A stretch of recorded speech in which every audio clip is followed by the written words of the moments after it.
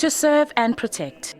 This is the commitment that all police officers make when they join the service.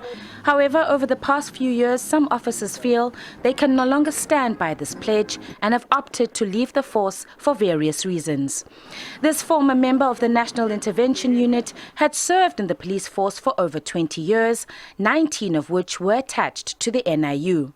Like all officers, when he entered the force, he aimed to make a difference. Because I believe it's not only umsebenzi, but a calling. I believe that joining the police force is not just a job, it's a calling. There is something that drives you to want to make a change in society, to fight against crime.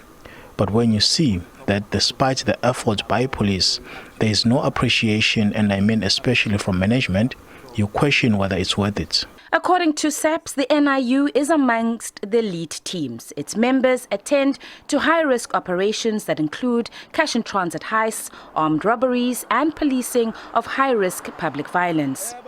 His journey in the force was not easy, especially in KwaZulu-Natal, which has areas that are ranked amongst the most dangerous in the country. The province has repeatedly recorded the highest cases of murder and other serious and violent crimes. Members of the NIU often come face to face with the most dangerous criminals, who at times have bigger arsenal than the police. I'm a police intervention unit.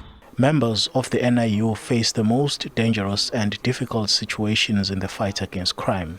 There are things they require, like specialized equipment and other resources, so that they can fight crime effectively and be safe. Police management is not prioritizing this. You can go to any unit of the NIU.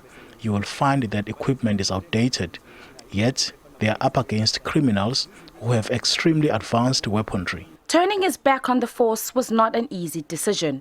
He says, in particular, members of the elite teams require not only the right skills and equipment, but also the mindset to effectively execute their duties. Officers cite poor pay, unfair promotion policy, mismanagement, and neglect among the reasons for the resignations. Management, yes, police, if right. Police management should look at reasons why police officers are leaving, and not just focus on one unit, which is the Special Task Force. They need to look at the cause. Police officers are leaving, and yes, SAPS is recruiting, but eventually they will leave too. Bringing new officers will not solve the problem. Police unions have raised the alarm about the exodus of highly skilled officers. SAPS management has reiterated that each year the service is training and deploying members to specialized units.